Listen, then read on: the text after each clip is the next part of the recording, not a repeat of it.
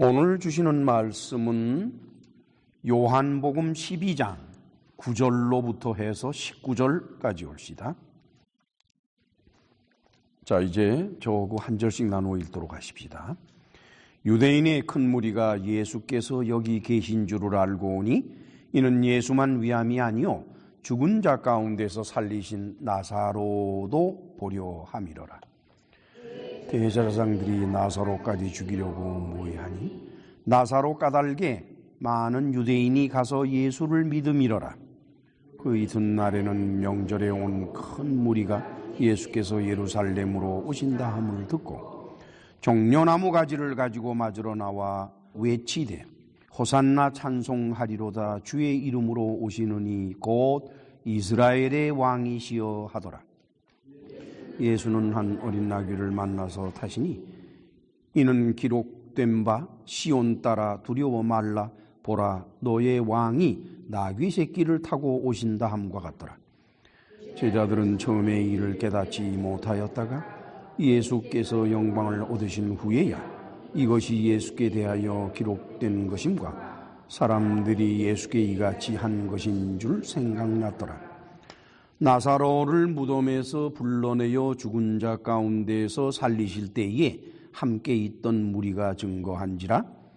이에 무리가 예수를 맞으면 이 표적 행하심을 들었음이로라. 같이 읽습니다. 바리새인들이 서로 말하되 볼지어다 너희 하는 일이 쓸데없다. 보라 온 세상이 저를 좇는도다 하니라. 요한복음 19장의 7절과 그리고 12절에는 예수께서 나무 십자가에 못 박혀 죽으실 수밖에 없는 그런 일종의 법적인 문제 또는 정황적인 문제가 나타나 있습니다. 그래서 우리는 먼저 예수께서 무슨 이유로 그 본디오 빌라도에게 십자가형을 언도받았는지 그 사연을 먼저 살펴볼 필요가 있습니다. 우리 다 같이 요한복음 19장 7절을 찾아가실까요? 같이 읽습니다. 유대인들이 대답하되 우리에게 법이 있으니 그 법대로 하면 저가 당연히 죽을 것은 저가 자기를 하나님 아들이라 함이니이다 그랬어요. 본디오 빌라도가 예수님을 보면서 아무리 봐도 로마인의 형벌로 또 자기가 로마 총독으로서 이 사람을 십자가형에 처할 아무런 근거도 없고 이유도 없어요. 아무리 총독이라도 재판을 하는 데는 뭐 뚜렷한 이유가 있어야 되는 것 아닙니까? 그래서 빌라도가 대제사장들에게 뭐라고 말을 했는 거니? 야, 이 사람 내가 보니까 죄가 없다. 그렇게 죽이고 싶으면은 너희들이 데려가 죽이면 될 거 아니야. 그때 이제 대제사장들이 빌라도에게 한 말이 바로 이겁니다. 우리에게 법이 있는데 그 법에 따르면은 이 사람은 마땅히 죽어야 된다 이게. 왜냐? 자기가 하나님의 아들이라고 얘기를 했다 이게. 아니 하나님의 아들이라고 얘기를 한 게 왜 죽을 죄일까? 자, 그러면은 다 같이 우리 요한복음 10장 30절로 33절을 거슬러 올라가서 살펴보도록 할까요? 같이 읽으실까요? 나와 아버지는 하나이니라 하신데 유대인들이 다시 돌을 들어 치려 하거늘 예수께서 대답하시되 내가 아버지께로 말미암아 여러 가지 선한 일을 너희에게 보였거늘 그 중에 어떤 일로 나를 돌로 치려 하느냐? 유대인들이 대답하되 선한 일을 인하여 우리가 너를 돌로 치려는 것이 아니라 참남함을 인함이니 네가 사람이 되어 자칭 하나님이라 함이로다. 예수께서 하나님의 아들이라고 하는 것을 유대인들은 어떻게 이해하고 어떻게 받아들이려는 거니? 내가 하나님이다 하는 거로 받아들였어요. 그들이 왜 그렇게 받아들였는지는 저도 잘 모르겠어요. 그래서 예수께서 하도 답답해서 시편 9절을 들어가면서 설명을 해주었지만 이미 돌아선 마음이 어떻게 되돌아오겠습니까? 다시 말하면은 유대인들은 예수께서 자기 자신이 하나님이라고 여기에 참남함, 이라고 했는데 그게 바로 뭔가 보니까 신성모독을 했다는 겁니다. 자, 그게 왜 신성모독이 될까? 우리는 다 같이 레위기 24장 15절에서 16절을 찾아갑니다. 구약성경 184페이지. 자, 15절에서 16절인데 같이 읽으실까요? 너는 이스라엘 자손에게 고하여 이르라. 누구든지 자기 하나님을 저주하면 죄를 당할 것이요 여호와의 이름을 회방하면 그를 반드시 죽을지니 온 회중이 돌로 그를 칠 것이라. 외국인이든지 본토인이든지 여호와의 이름을 회방하면 그를 죽일지니라. 모세 율법에 누구든지 사람이 여호와 하나님의 이름을 회방한다. 그러면은 너희들이 전부 돌을 던져서 죽이라는 거예요. 따라서 이 율법 사항에 준해서 대제사장들은 저자가 자기가 하나님이라고 말을 했으니 그것은 하나님의 이름을 회방하는 것이다. 죽어 마땅하다. 이렇게 되는 것입니다. 자, 그러면 그 다음에 두 번째 이유를 살펴볼까요? 다시 요한복음 19장 12절을 찾아갑니다. 같이 읽으실까요? 이러함으로 빌라도가 예수를 놓으려고 힘썼으나 유대인들이 소리질러 가로되 이 사람을 놓으면 가이사의 충신이 아니니이다. 무릇 자기를 왕이라 하는 자는 가이사를 반역하는 것이니이다.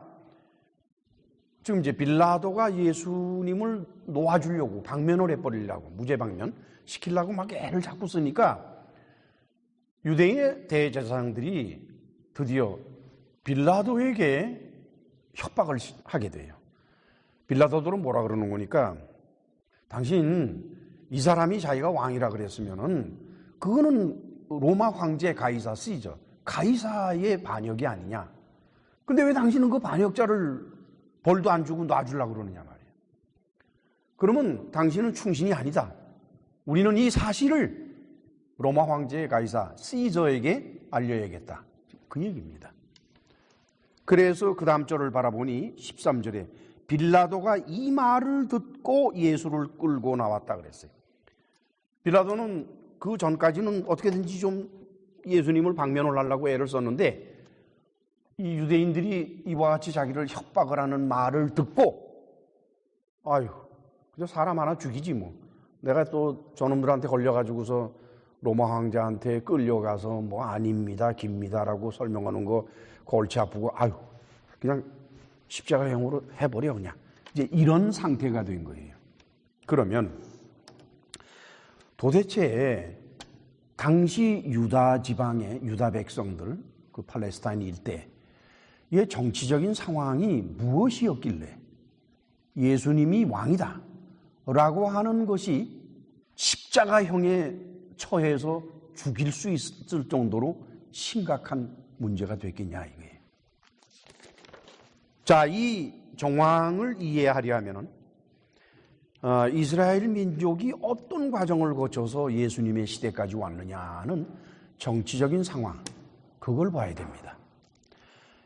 우리는 이미 알고 있다시피 이스라엘 민족은 사울 때로부터 시작을 해서 다윗과 솔로몬 이렇게 3대에 걸쳐가지고 엄청나게 넓은 땅을 단일 국가로 통치한 왕국이었었어요. 킹덤. 그게 솔로몬이 죽은 다음에 남북으로 갈리면서 북쪽은 북이스라엘 왕국이 되고 여전히 킹덤입니다. 킹덤이라는 것은 왕이 있는 나라예요. 왕이 통치하는 나라. 남쪽은 유다 왕국 이렇게 되어 있었어요. 그것은 자주적인 국가입니다. 그런데 그만에 아수르 제국과 바벨론 제국에 멸망을 당해가지고 북이스라엘 왕국에서는 아수르 제국 사람들한테 끌려가가지고 참 기가 막힌 포로로서 인생을 살았잖아요. 남유다는 바벨론에 또 포로로 끌려갔지요. 이건 이미 우리가 아주 잘 아는 사실입니다. 저는 여러 번에 걸쳐서 이 내용을 여러분들에게 말씀을 드렸죠. 그렇게 포로로 살다가 북쪽 아수르 제국에 끌려간 사람들은 어떻게 되는지 몰라요. 물론 저는 이제 지금 많은 자료들을 입수해서 연구하고 있습니다만. 그러나 남쪽의 유다 왕국에서 끌려온 포로들은 이제 귀환을 해요. 그 귀환해서 유대 땅으로 돌아온 다음부터 해서 예수님이 십자가에 못 박히실 때까지 그 긴 세월에 유다 나라는 정치적으로 어떤 변화를 겪었을까? 구약 성경에 나타나는 역사적인 무대는 오늘날로 따지면 터키 있죠, 터키. 그 다음에 시리아, 그 다음에 이라크, 그 다음에 이란입니다. 그 네 나라가 구약 성경의 활동 무대예요. 물론 이제 다시 내려와서 팔레스틴 지역, 그 다음에 조르단, 그 다음에는 이집트. 이집트는 직접적인 관련이 있는 것은 아니지만 그래도 구약 성경 내에서 이집트는 심심찮게 나타납니다. 이것이 바로 구약 성경의 역사적인 무대올시다. 이 가운데에서 이스라엘과 관계를 맺는 정치적이고 군사적인 세력, 그 중심은 이락에서 북쪽으로 시리아가 있잖아요. 이락과 시리아를 가로질러가는 유브라데스 강과 디그리스 강, 비옥한 땅들이에요. 그것이 역사의 중심이에요. 혹자는 바로 그 어딘가에 에덴 동산이 있었을 것이다라고도 말들을 합니다. 그러나 그것은 도저히 알 수 없는 일이지요. 거기를 일컬어서 메소포타미아 지역이라고 그러죠. 그렇죠? 고대로부터 메소포타미아 지역에는 여러 개의 제국들이 일어나고 사라지고 했어요. 그 유명한 아카드 제국이라든가 그다음에 엘람 같은 거, 수메르 같은 거, 참 고대 국가인데도 문화가 참 발달했던 나라들이에요. 저는 그런 나라들에 대한 역사적인 기록을 읽을 때마다 참 감탄을 해요. 자, 그 중에서 북이스라엘 왕국을 멸망시킨 나라는 아수르 제국이라 그랬죠. 그 아수르 제국은 주전 1354년에 일어나서 주전 612년에 멸망을 합니다. 물론 612년은 아수르 제국의 수도, 캐피탈 시티, 수도였던 니느웨가 멸망하는 거지만, 그런데 주전 712년에, 즉 멸망하기 100년 전에 아수르 왕인 살마네셀 5세, 그 사람이 사마리아로 쳐들어와서 사마리아를 멸망시켜버렸어요. 즉 북이스라엘 왕국을 멸망시킨 겁니다. 그리고 포로를 끌고 아수르로 데려가 버렸어요. 그 다음에 아수르에서 거기 있는 또 다른 민족의 포로들을 끌어다가 역이민을 시켜서 사마리아 땅에서 살게 했죠. 그러는데 그러는 사이에 신바벨론 제국이 일어났습니다. 원래 바벨론 제국은 끊임없이 있었어요. 그런데 처음에 올드 바벨론, 구바벨론 제국이 있었다가 덮어져 가지고서는 아수르 제국에 의해서 묻혀 살다가 그 다음에 바벨론 제국이 다시 일어나는데 그게 바로 신바벨론 제국입니다. 그래서 신바벨론 제국이 일어나 가지고 저 북쪽에 바벨론 제국, 아수르 제국 그 너머 북쪽에 메대가 있었어요. 메대 왕국. 그 메대 왕국 사람들하고 서로 연합군을 형성을 해가지고 가운데 아수르 제국을 공격을 해서 정복을 시켰습니다. 멸망시켜버렸어요. 그리고는 이제 메소포타미아 지역을 실질적으로 지배를 합니다. 바벨론 왕 느부갓네살은 주전 586년에 남유다 왕국을 멸망시키고, 이 사람은 그것도 모자라서 예루살렘에 쳐들어와 가지고는 성전을 완전히 파괴를 시켜버렸어요. 그리고는 이제 유다의 포로들을 끌고 가서 바벨론에 옮겼죠. 그때 그 당시에 그 인근해서 오늘날의 이란, 그 이란 지역에서 페르시아 바사 제국이 일어나요. 물론 이제 그 이란 지역에는 오래전부터 바사족들, 그러니까 이란족이죠. 그 족족들이 거기 있었습니다.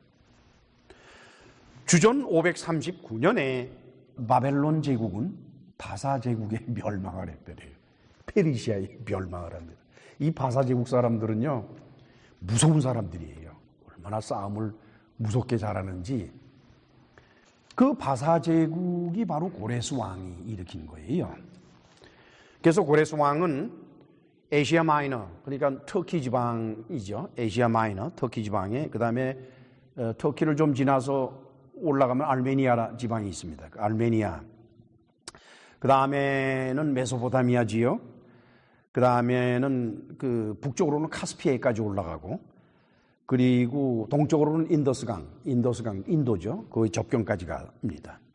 그리고 남쪽으로는 이집트도 지배를 정복을 했고, 그 리비아도 정복을 했어요. 그리고는 뭐 당연히 그 가운데 통로, 팔레스틴 지역은 의례껏 다 이렇게 정복을 했죠. 그래서 동방 최대의 왕국을 만듭니다. 그것이 바로 고레스 왕이 일으켜 세운 바사 제국, 곧 페르시아 제국이 올시다. 그런데 이 고레스라는 사람을 잘 보세요. 바벨론은 어떤 민족을 정복을 하면은 그 민족의 종교를 씨를 말려버렸어요. 신전 다 두들러 엎고 제사장 다 죽여버리고 씨를 말렸어요. 고레스는 어떻게 해놓은 거니까 그렇게 안 했어요. 고레스는 정복된 지역의 민족들이 갖고 있는 고유한 종교체제 있죠.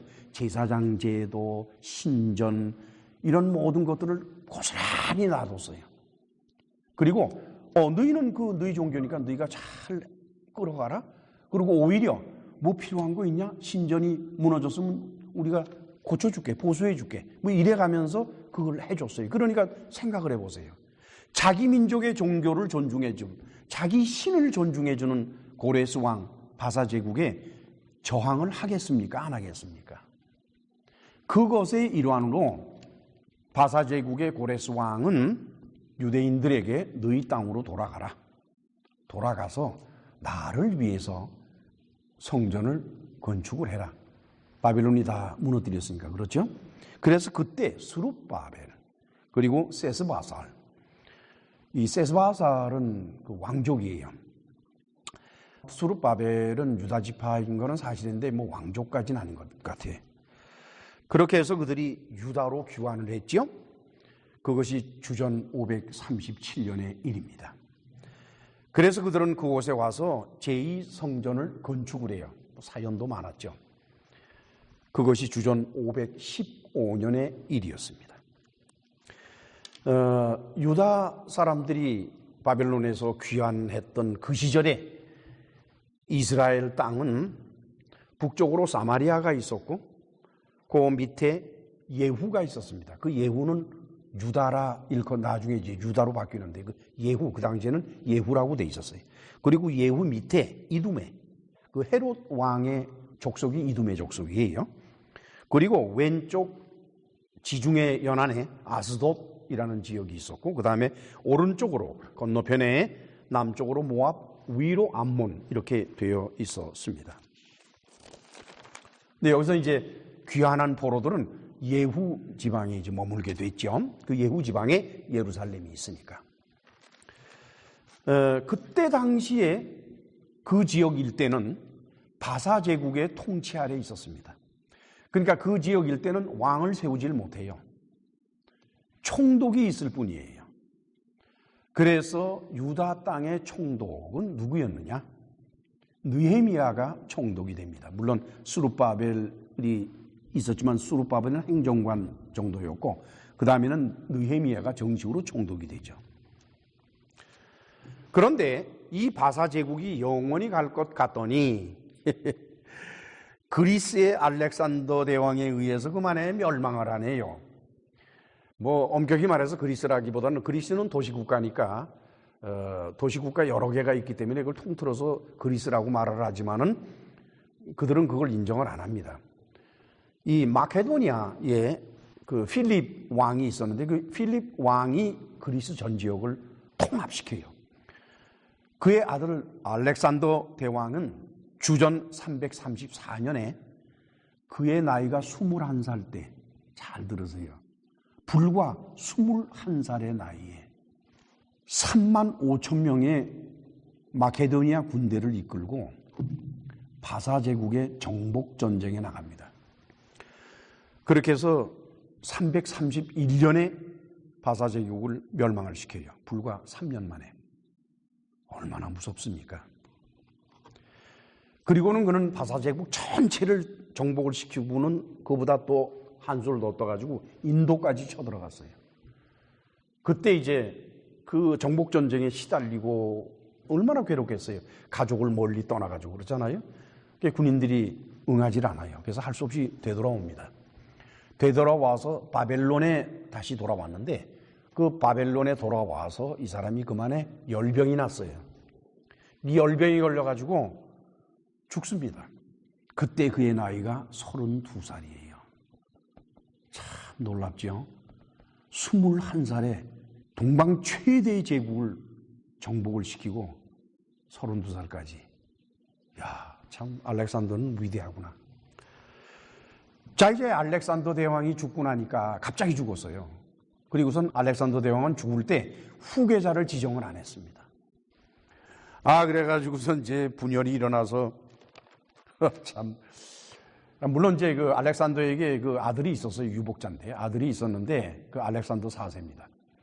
그 아들하고 그다음에 조카가 밀립인데 그 두 친구 그 조카하고 해서 마케도니아 지방은 그 사람들이 관할하도록 됐어요. 그러나 이 정복된 그 넓은 지역, 그 대표적으로 두 개인데 하나는 이집트 남쪽에 또 하나는 북쪽의 메소포타미아 지역, 그렇죠? 거기 일대. 그 두 지역만큼은 알렉산더 대왕의 부하 장수들이 차지해 버렸어요. 그래서 남쪽 이집트에는 톨레미 왕조가 일어나고 북쪽 에이시아 마이너, 시리아, 바벨론 지역에서 메소포타미아 지역에는 셀루시드 왕조가 일어납니다. 자, 이제 문제는 가운데 팔레스타인이 우리는 뭐 이 사람들이 역사를 좀 공부하려고 하는 게 아니라 이런 틈새에서 팔레스틴 지역, 다시 말하면 유다 땅은 도대체 어떻게 되었느냐 하는 게 우리의 관심사니까.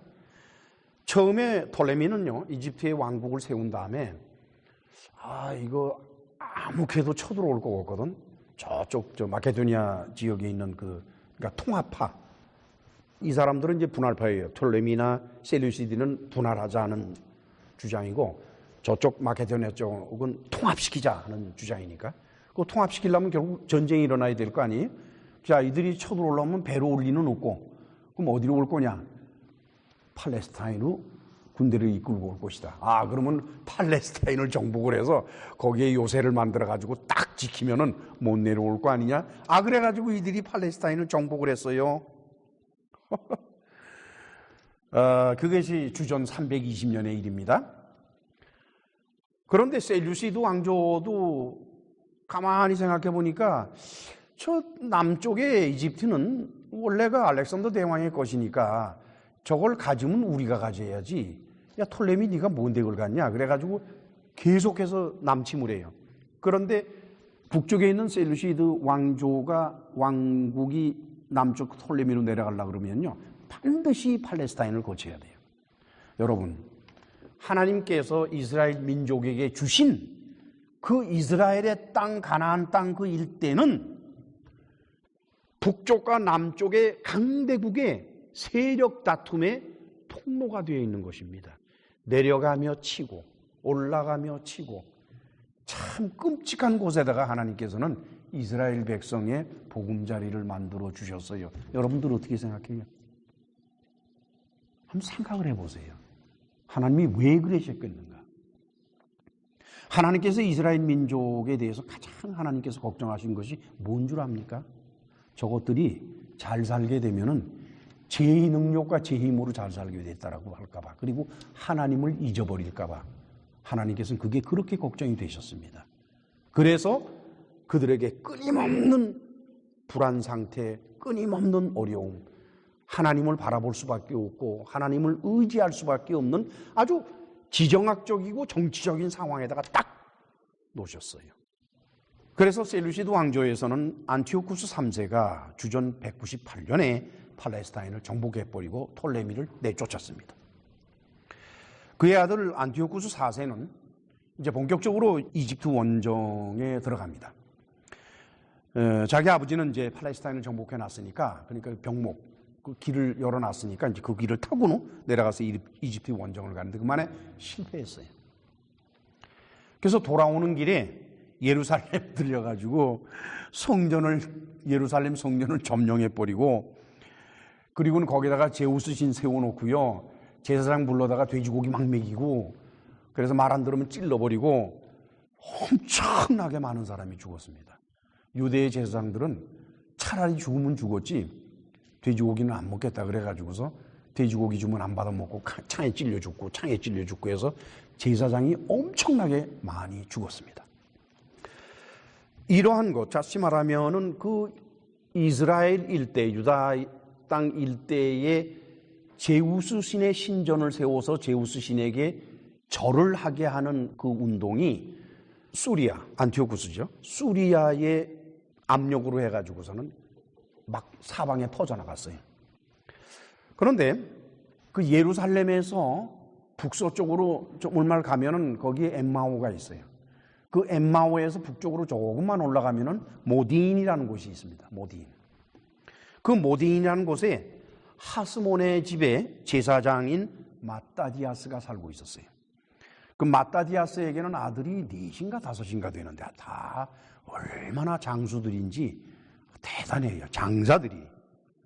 그만에 그 모딘에 또 그 수리아군 관리들이 찾아왔어요. 그래가지고서는 제우스 신 동상 세워놓고 나서 절해라, 경배해라, 제사 지내라. 그랬더니 유대인 중에 몇 사람이 거기서 가서 절하고 제사를 지냈어요. 마따디아스가 그걸 보더니 그만에 화가 나가지고 다 죽여버렸어요. 거기 그 절한 유대인들 죽여버리고 또 그 수리아 관리들 좀 죽여버렸습니다. 죽여버리고는 이제 어떻게 해요? 조금 있으면 이제 군대가 올 거 아니에요? 도망을 갔어요. 그 모딘에서 좀 북쪽으로 올라가면은, 그러니까 북동쪽이죠. 북동쪽으로 올라가면은 산이 있습니다. 그 산이 이름이 뭔가 좀 또 까먹었네. 그냥 산으로 도망을 갔어요. 거기서 누구를 만났는 거니? 하시딤 파를 만났습니다. 그러니까 하시딤이라는 게 뭐냐? 경건주의자들이에요. 율법을 지키고 경건하게 살기를 바라는 그런 집단이 있었는데 그게 바로 하시딤이에요. 이 하시딤에게서 훗날 바리새파가 빠져나옵니다. 아시겠죠? 그러니까 이런 설도 있어요. 하시딤이 일부는 바리새파가 되고 일부는 에세네파가 되었다. 이런 설이 있습니다. 그때가 주전 167년이에요. 이제 그때부터 이 마타디아스와 그의 아들들 그리고 이 하시딤 파들 또 백성들 그래가지고 수리아에 대한 저항 운동이 일어납니다. 그래서 그로부터 3년 후인 주전 164년에 마타디아스의 아들인 유다 마카비 그가 성전을 회복시킵니다. 그래서 그걸 수전절이라 그래요. 그래서 3년 반 동안 그 성전이 그 이교 신들에 의해서 짓밟히고 더러워지고 한 그것을 깨끗이 청소를 하고 다 없애버리고 하고서 정식으로 하나님께 봉헌을 드린 것이 바로 그때입니다. 이때부터 마카비 왕조가 시작이 됩니다. 자, 볼까요? 종합해서. 주전 537년에 바빌론에서 포로 귀환했죠. 그리고 나서 바사 제국 밑에 있었는데 바사 제국의 통치를 받았는데 그게 언제까지인 거니? 주전 331년까지입니다. 그러니까 206년 동안 유다 땅은 바사 제국, 페르시아 제국의 지배하에 있었습니다. 그 다음 주전 331년에 그리스 제국, 알렉산더 제국이 일어났는데 그리고 나서 주전 320년에 알렉산더가 죽고 나온 다음에 톨레미가 팔레스타인을 정복을 했으니까 11년 동안 알렉산더의 지배하에 있었고 그 다음에는 주전 320년에 톨레미 왕조에 의해서 점령을 당한 다음에 주전 198년에 셀루시드 왕조에 의해서 점령을 당하니까 약 122년을 이집트 왕국의 톨레미 왕조의 지배를 받았습니다. 그 다음 주전 198년에 셀루시드 왕조에 점령당한 후에 주전 164년부터 마카비 왕조 속으로 들어갔으니까 34년 동안 셀루시드 왕조의 통치를 받았습니다. 그러고 나서 주전 164년부터 마카비 왕조의 통치를 받은 것이 유다 땅이에요. 그 유다 땅은 마카비 왕조는 이 사람들은 제사장 가문이니까 그렇죠? 같은 민족이잖아요. 그러니까 별 문제가 되지를 않지요. 그것이 언제까지 가는 거니까 주전 63년에 로마의 폼페이 아시죠? 여러분들 들으셨어요? 폼페이. 폼페이라면 유명한 장소예요. 폼페이는 시저하고 줄리어스 시저하고 경쟁을 합니다. 결국 이제 폼페이가 이집트에서 지긴 하지만은 그 폼페이가 와서 정복을 해요. 그러니까 수리아 지방 그 일대를 다 정복을 해버려요. 그러니까 셀루시드 왕조를 정복을 시키는 거예요. 그리고 나서는 여러 가지 변화가 있은 다음에 이둠의 족속 중에 사람인 헤롯 있죠. 헤롯 대왕. 그 헤롯이 유대인의 왕으로 즉위를 합니다. 그러면서 주전 40년에 마카비 왕조는 문을 닫게 돼요. 그러니까 그 기간이 즉 마카비 왕조가 유다 땅을 통치한 기간은 124년입니다. 마카비 왕조는 아주 활발한 그 124년 동안 활발한 정복 활동을 전개했습니다. 그래서 제7대 왕인 알렉산더 얀네우스 때에는 잃었던 이스라엘 전 지역을 다, 즉 옛날 솔로몬의 땅 있죠. 솔로몬 시대의 땅. 그걸 다 회복을 했어요. 얼마나 놀라운지. 그런데 이 사람이 실수를 했어요. 뭔 실수를 했는 거니? 바리새파하고 척을 진 거예요. 그래서 바리새인들이 그만에 난동을 벌려서 여러분 이 얀네우스는 자기도 유다 사람이면서 같은 동족인 바리새파 사람들을 자그마치 800명이나 일제히 십자가에다 못을 박아서 죽여버린 사람이 바로 이 사람이었다. 그 유명한 사람이에요, 이 사람. 이 사람이 나중에 죽을 때 자기 부인에게 권자를 이양하면서 그 부인에게 부탁을 해요. 바리새파를 회유해라. 바리새파를 회유하지 않으면 우리 왕조는 망할 것이다. 자, 주전 63년에 예루살렘을 공격한 로마의 폼페이. 그가 어떻게 공격을 했느냐? 유대인의 약점은 안식일에는 아무것도 안 하는 겁니다. 그러니까 전쟁도 안식일에는 쉬어요. 그 안식일을 선택을 해서 예루살렘을 공격을 해버렸어요. 이날 죽은 유다 사람들, 제사장, 대부분 제사장들인데 그 사람들이 12,000명이라고 합니다. 한편 폼페이는 로마 제국 내에서 도리 없이 줄리어스 시저하고 전쟁을 일으켰어요. 도리 없죠. 서로 권력을 다퉈야 되는 거니까. 그런데 이때 헤롯 안티파터, 이 사람이 이제 헤롯 대왕인데 훗날 이두메 사람이죠. 그 사람은 이제 폼페이를 돕지 않고 율리우스 시저를 도왔어요. 그래서 폼페이를 제거시킨 다음에 시저가 이제 황제가 됐는데 로마에 시저는 다시 암살을 당해요. 얼마 있지 않아서 암살을 당했어요. 암살을 당하고 그 후계자가 바로 옥타비아누스라는 사람입니다. 유명한 사람인데. 근데 그때에 마크 안토니라고 하는 정말 강한 힘을 가진 장수가 있었어요. 장군이. 그러니까 옥타비아누스하고 마크 안토니가 원로원을 설득을 해가지고 헤롯을 유대인의 왕으로 임명을 했어요. 그런데 얼마나 논센스가 일어난 줄 압니까? 헤롯이 유대인의 왕으로 로마에서 인정을 받았다 할지라도 돌아가면 환영할 사람이 하나도 없는 거예요. 그 얘기는 뭐냐? 너한테 왕을 줬으니까 가가지고 네가 다 정복을 해버려. 이렇게 된 거예요. 그래서 이 사람은 예루살렘 쪽으로 미리 가지를 않고 먼저 북쪽 갈릴리로 들어갔습니다. 아주 비밀리에 들어갔어요. 배를 타고서 지중해로 해서 들어갔으니까. 그래가지고 이제 주전 39년부터 이제 갈릴리를 통치하고 그로부터 2년 후에 예루살렘을 정복을 해버립니다. 그러고 나서는 그로부터 17년 후, 그러니까 도합 19년 동안의 정복을 통해서 이스라엘 전 지역을 자기 수중에 집어넣게 돼요. 그러면서 이제 유다 땅은 바로 헤롯의 통치로 들어갑니다. 이 헤롯 대왕은 왜 우리에게 중요한 존재인 거니까 이 사람이 있을 때에 예수께서 태어나신 거예요. 예수께서 태어나실 때 동방박사들이 찾아온 거 아시죠, 여러분?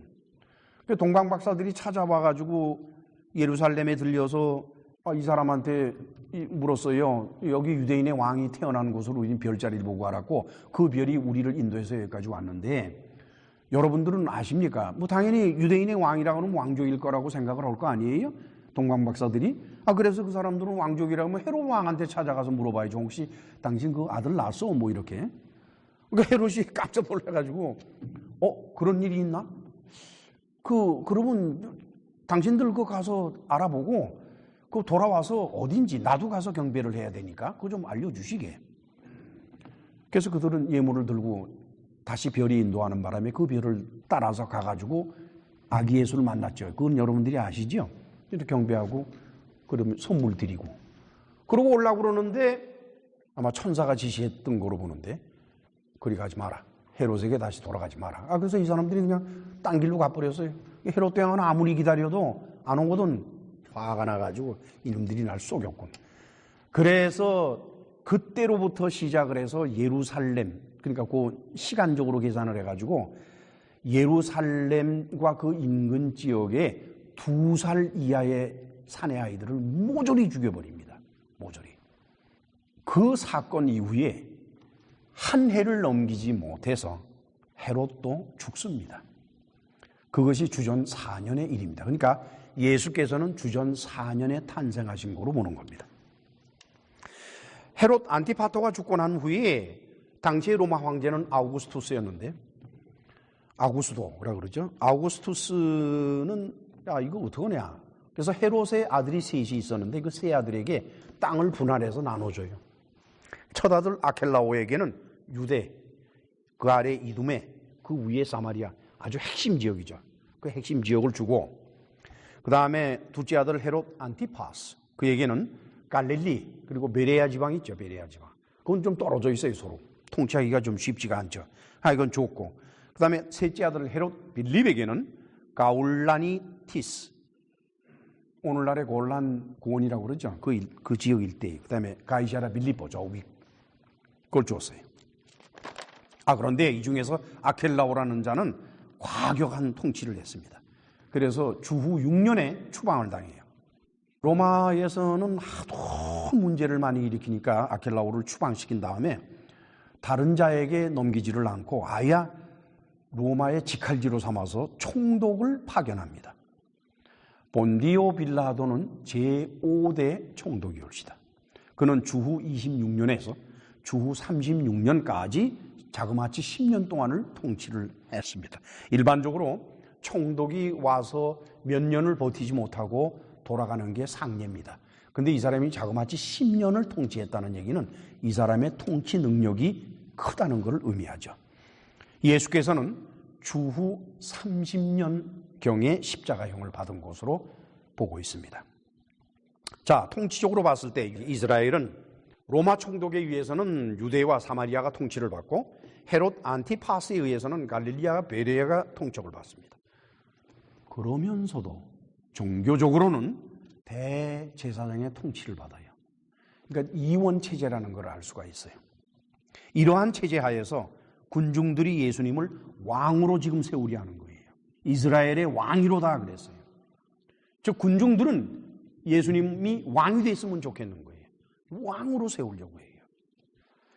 그들이 종교적인 왕인 대제사장으로서 예수님을 그리 보내시려고 하는 건지 아니면 통치자로서 로마 제국을 물리치고 헤롯 가문도 물리치고 통치자로서의 왕을 생각했는지 그건 알 도리가 없습니다. 사실상 군중들은 체계적으로 그런 생각을 가진 것이 아니라 순간적으로, 그리고 그들이 평시에 억눌려 살아오는 그런 고통과 어려움 때문에 마음에서 끊임없이 다윗과 같은 왕이 왔으면 좋겠다라고 생각했던 그 기대, 그것 때문에 말을 했겠지요. 그러니까 뭐 이렇게 자세하게 했겠습니다. 그렇죠? 대제사장들과 유대인들의 위협에 몰려서 예수님을 십자가형에 처한 빌라도, 바로 이런 이유 때문입니다. 아주 희한한 일을 해요. 요한복음 19장 19절에서 22절을 찾아가 볼까요? 19장 19절에서 21절을 찾아갑니다. 같이 읽으실까요? 빌라도가 패를 써서 십자가 위에 붙이니 나사렛 예수 유대인의 왕이라 기록되었더라. 예수의 못 박히신 곳이 성에서 가까운 거로 많은 유대인이 이 패를 읽는데 히브리와 로마와 헬라 말로 기록되었더라. 유대인의 대제사장들이 빌라도에게 이르되 유대인의 왕이라 말고 자칭 유대인의 왕이라 쓰라 하니 빌라도가 대답하되 나의 쓸 것을 썼다 하니라. 유대인의 왕이라 하니까 대제사장들이 얼마나 기분 나빠요, 그렇잖아요. 그러니까 자칭 우리는 인정을 안 하는데 지가 혼자서 유대인의 왕이라고 그랬다 그래라, 그랬단 말이에요. 그러니까 빌라도가 뭐라는 거니까 그건 안 되지. 나는 내가 쓸 걸 썼어요. 나는 유대인이야. 너희들의 왕을 죽인 거야. 이 사람들아, 너희들의 왕을 십자가에 못 박으라고 나한테 대들었어. 뭘 죽인 줄 알구나 지금 얘기를 하는 게요. 빌라도도 보통 얘기는 아니죠, 그렇죠? 자, 이제 본문으로 돌아와서 요한복음 12장 9절로 11절을 같이 읽으실까요? 유대인의 큰 무리가 예수께서 여기 계신 줄을 알고 오니 이는 예수만 위함이 아니요 죽은 자 가운데서 살리신 나사로도 보려 함이로라. 대제사장들이 나사로까지 죽이려고 모의하니 나사로 까닭에 많은 유대인이 가서 예수를 믿음이로라. 유대인의 큰 무리가 왔다. 그러면 여기서는 지도계층이라고 볼 수 있는 거예요. 즉 예루살렘에 살고 있는 유대인들이, 많은 사람들이 베다니를 찾아왔어요. 거기서는 두 가지 목적으로 온 겁니다. 하나는 예수라는 사람이 어떤 사람인가 해서 찾아왔고, 둘째는 죽은 지 나흘이 됐는데 살아났다는데 구경거리 하나 생겼단 말이에요, 이거. 그래서 나사로를 보려고 우르르 몰려왔어요. 근데 와가지고 보더니 이게 보통 일이 아니고 하면서 예수님을 믿었더라 이겁니다. 그래서 제사장들이 큰일 났어요. 야, 이러다가 예루살렘 시민 전체가 다 예수한테 넘어가는 게 아니냐? 이거 그냥 놔두다가는 안 되겠구나. 자, 그렇다 그러면 예수도 죽이고 나사로도 죽이고 그 길밖에 없겠다, 이렇게 생각을 한 겁니다. 생각해 보세요. 그동안 예수님이 갈릴리에서 사역을 하실 때 예수님을 따르던 자들은 어떤 자들입니까? 가난하고 힘없고 병들고 그런 사람들만 구름대같이 예수님을 따라다녔어요. 근데 지금은 상황이 어떻게 됐습니까? 유대인들이라면 부유한 층에 속한 사람들이고 그 다음에 그 사람들은 힘이 있는 사람들이에요. 힘이 있고 부유한 층, 그 사람들이 이제 예수님한테 오는 겁니다. 참 큰일 났어요 이제. 자, 이제 12장 12절로 13절을 같이 읽으실까요? 그 이튿날에는 명절에 온 큰 무리가 예수께서 예루살렘으로 오신다함을 듣고 종려나무 가지를 가지고 맞으러 나가 외치되 호산나 찬송하리로다. 주의 이름으로 오시는 이 곧 이스라엘의 왕이시여 하더라. 명절에 온 큰 무리라 그랬어요. 이 사람들은 어디에서 온 걸까요? 요한복음 11장 55절에서는 시골에서 올라온 것이라고 우리말로는 번역이 되어 있습니다. 그러니까 그 이스라엘 땅 전 지역에서 올라온 사람들이 아마 갈릴리에서 온 사람들이 대부분일 거라고 봐요. 그들은 이미 예수님에 관한 소문을 다 알고 있어요. 갈릴리 지역에서는 예수께서 자그마치 한 3년 가까운 세월 동안 갈릴리에서 사역을 했기 때문에 거기 사람들은, 웬만한 사람들은 다 알 겁니다. 그리고는 그 외에 다른 지역에서 여러 군데서 모여들었어요.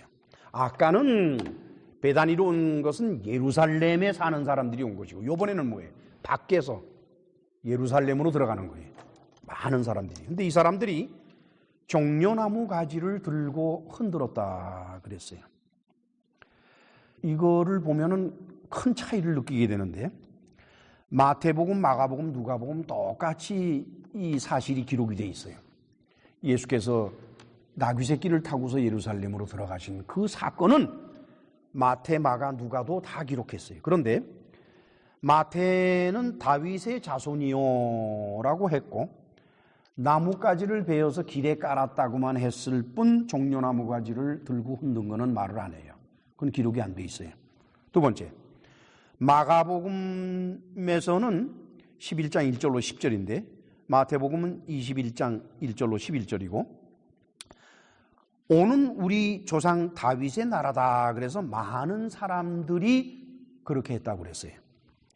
그 다음에는 누가복음 19장 28절로 40절에서는 주의 이름으로 오시는 왕이여 한 다음에 제자의 온 무리라 그래서 누가는 예수님을 환영한 사람들이 예수님의 제자들로 이렇게 국한을 시켰고, 마가는 많은 사람들이라고 말을 했고, 마태는 무리들이라고만 말을 했습니다. 그런데 요한은 놀라운 말을 해요.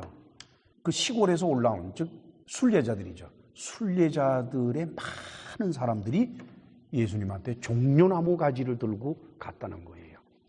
이 종려나무 가지 들고 가는 것은 초막절 행사입니다. 레위기 23장 34절 40절을 바라보면 이게 초막절, 장막절 행사할 때 꼭 종려나무를 흔들고 가도록 되어 있어요. 그러니까 아무 때나 흔드는 거 아니에요. 그 다음에 요한계시록 7장 9절에서는 하늘나라에서 종려나무 가지를 흔듭니다. 지금 사도 요한은 어떤 확고한 의도 가운데서 이 글을 쓰고 있다는 것을 알고 있어요.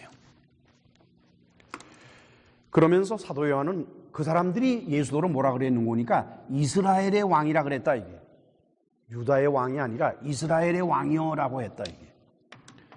여러분, 이스라엘의 왕이라 그러면은 누군고니 바로 사울이 이스라엘의 왕이었고 다윗이 이스라엘의 왕이었고 솔로몬이 이스라엘의 왕이었습니다. 즉 12지파 전체의 왕이 이스라엘의 왕이에요. 유대인의 왕은 12지파가 아니라 유다지파의 왕을 유대인의 왕이라 그래요. 요한은 지금 정치적으로 심각한 사건이 벌어지고 있는 것을 시사하고 있는 겁니다. 이 글을 읽는 알렉산드리아에 있는 유대인들이 상당히 생각을 많이 할 거예요. 물론 이제 생각 없는 사람한테 뭐 이런 걸 보내봐야 뭘 알겠습니까? 그냥 지나가 버리지. 그나마도 생각이나 하니까 좀 알 수가 있겠죠. 예수님을 이스라엘의 왕이라고 하는 것은 예수님 자신이 아닙니다. 사방에서 예루살렘으로 모여든 순례자들이 외친 것입니다. 마태복음에서는 이들의 외치는 소리를 예루살렘 사람들이 듣고 온 성이 놀랬다라고 그랬어요. 그리고 소동이 일어났다고 그랬습니다. 다시 말하면은 예수님더러 이스라엘의 왕이여라고 한 사람들은 예루살렘에 사는 사람들이 아니라 순례자들입니다. 그러니까 예루살렘 사람들이 깜짝 놀란 거예요. 왜 놀랬겠어요? 아니, 이건 또 무슨 소리냐 이게. 이스라엘의 왕이라니. 뭐 또 전쟁 날래나? 이제 이스라엘 왕이 생기면 전쟁이 나야 되지 않겠어요? 사도 요한이 이스라엘이란 이름을 사용한 곳이 세 군데입니다. 요한복음 1장 31절에 세례요한에 말한 것을 인용을 해서 그를 이스라엘에게 나타내려 함이라 했고, 두 번째 것은 요한복음 1장 49절에 예수께서 나다나엘을 바라보시면서 그대는 참 이스라엘 사람이로구나 이렇게 할 때 그 말이 나고, 그 다음에는 3장 10절에서 예수께서 니고데메에게 너는 이스라엘의 선생이 아니냐라고 했습니다.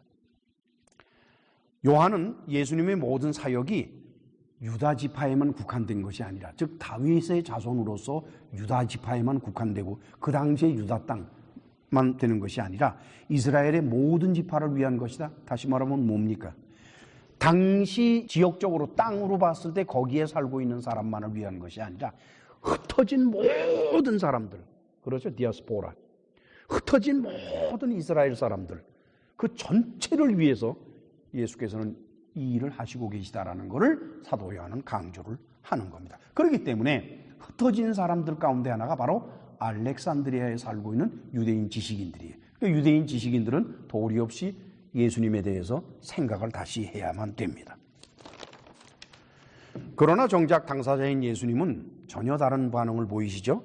자, 다 같이 이제 오늘의 본문 12장 14절로 16절 같이 읽으실까요?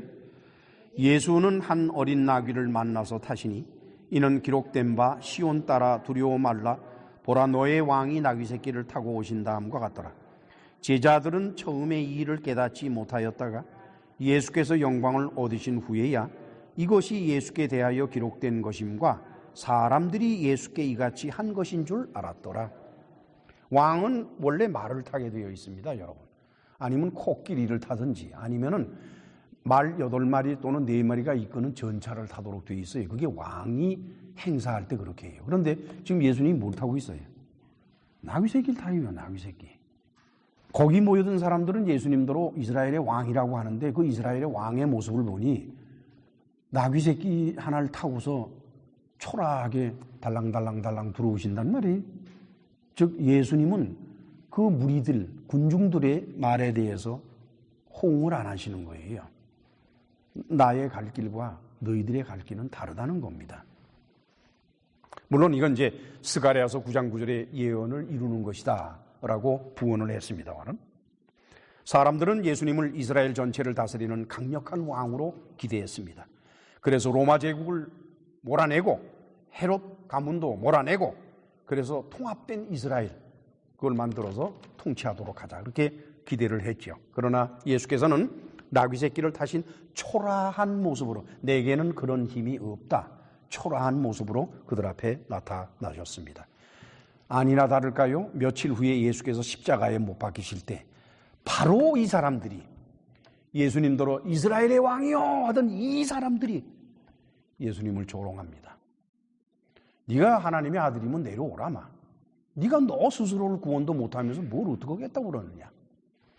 예수께서는 영생을 주심으로써 우리에게 구원을 주시려고 했습니다. 그러나 사람들은 현실 속에서 그리고 이 세상 삶 속에서 구원을 생각합니다.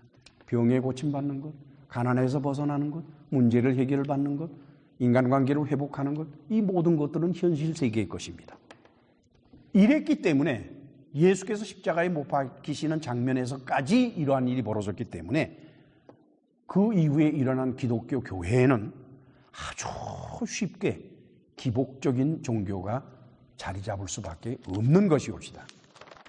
자, 이제 요한복음 12장 10절로 19절을 읽고 말씀을 마치겠습니다. 같이 읽습니다. 나사로를 무덤에서 불러내어 죽은 자 가운데서 살리실 때에 함께 있던 무리가 증거한지라. 이에 무리가 예수를 맞음은 이 표적 행하심을 들었음이로라. 바리새인들이 서로 말하되 볼지어다 너의 하는 일이 쓸데없다. 보라 온 세상이 저를 쫓는도다. 여러분, 예수께서는 결국 예루살렘에 온 순례자들이 예수님을 이스라엘의 왕이라고 부르면서 외쳐대는 바람에 로마 법정에서 십자가형을 받게 되고 맙니다.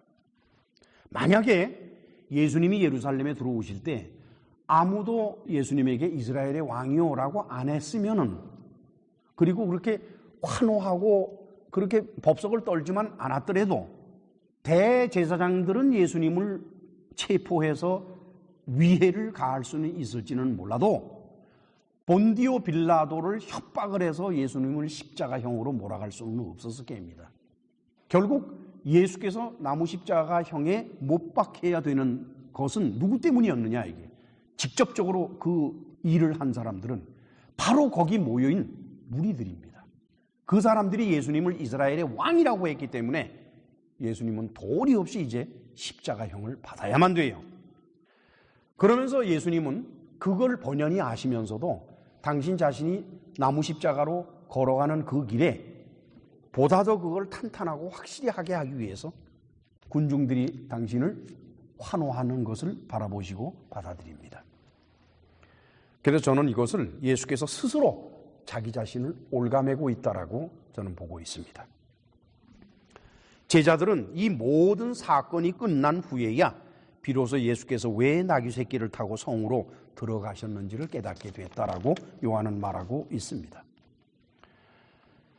6월절에 예루살렘의 순례자로 각처에서 모여온 사람들도 예수님을 이스라엘의 왕이라고 외침으로써 예수께서 십자가로 가시는 길을 돕고 있습니다.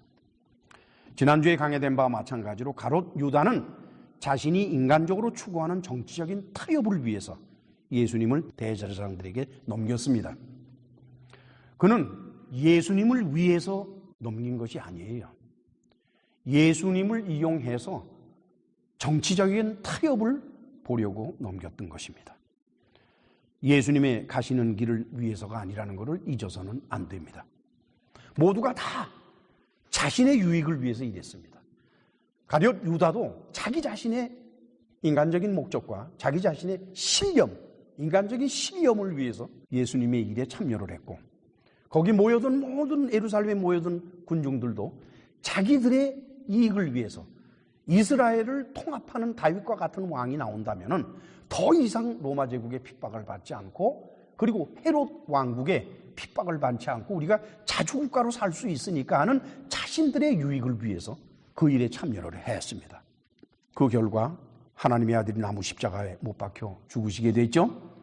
하나님께서는 이들 모두를 이용하셔서 자기들도 모르는 사이에 이들 모두를 하나님은 이용하셔서 당신의 아들을 나무 십자가에 못 박는 그런 일이 일어나도록 했던 것입니다. 자, 그러면 이제 우리 경우는 어떻게 되겠습니까? 저와 여러분은 하나님께 쓰임을 받고 있을까요? 아닐까요? 만약에 쓰임을 받는다면 어떻게 될까요? 교회를 다니는 대부분의 사람들은 교회에 설교를 들으러 가지요. 누구를 위해서 설교를 들으러 갑니까? 자기 자신을 위해서 설교를 들으러 가요. 위로받기 위해서, 힘을 얻기 위해서. 그렇죠? 그리고 교회에서 대부분의 목사님들은 자기 자신이 속해 있는 교회의 교인들을 위해서 그들이 들으라고 설교를 합니다. 여러분들도 설교를 들으러 오셨습니다.